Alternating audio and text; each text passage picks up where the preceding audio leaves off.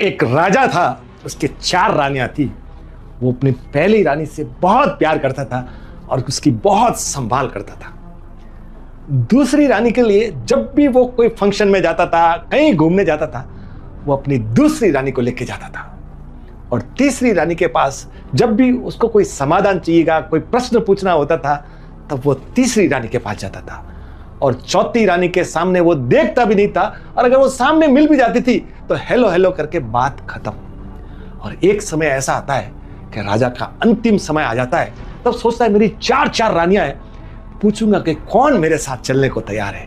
ये डिसाइड करता है, और ये बात जब पहली रानी को मालूम पड़ती है तो वो वहीं से कह देती है, मैं तो तुम्हारे साथ कोई चलने को तैयार नहीं हो, तुम तुम्हारा जानो।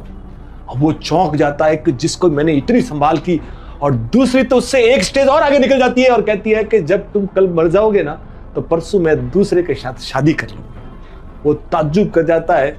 तीसरी कहती है कि तेरा मेरा प्यार है, मैं तुझे प्यार बहुत करती हूँ, तो एक सर्टेन एक्सटेंट तक, ऊपर तक तो मैं चलूंगी नहीं, पर एक जगह तक मैं तुम्हारा साथ चलूंगी, पर सर्टेन एक्सटेंट तक। अब जब वो चौथी स्त्री आती है, वो कहती है रानी कि आपने मुझे अपनी पत्नी मानी या नहीं मानी, पर मैं तो जीवन भर आपको पति मानती रही हूं, दिल से, आत्मा से।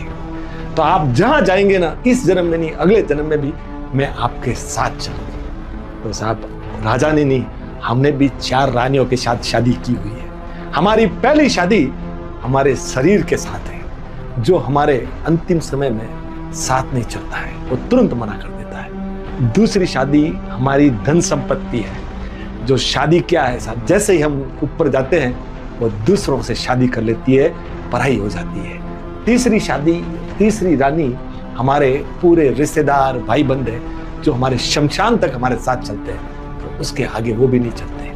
और साहब, चौथी शादी है ना, हमारे कर्म है, जो हमारे आखिरी नहीं, इस जन्म में नहीं अगले जन्म में भी साथ चलते हैं। इसीलिए हमारे विशाल भाई सुहाना मसाला पूना बड़ी शानदार बात कहते हैं कि कर्म तेरे अच्छे है तो किस्मत तुम्हारी दासी है, नियत तेरी अच्छी है तो घर में मथुरा काशी है। तो जीवन में साहब, अपनी चौथी रानी अपने कर्मों का ध्यान रखेगा, ये चौथी रानी आपको साथ लेके जाएगी। Thank you sir.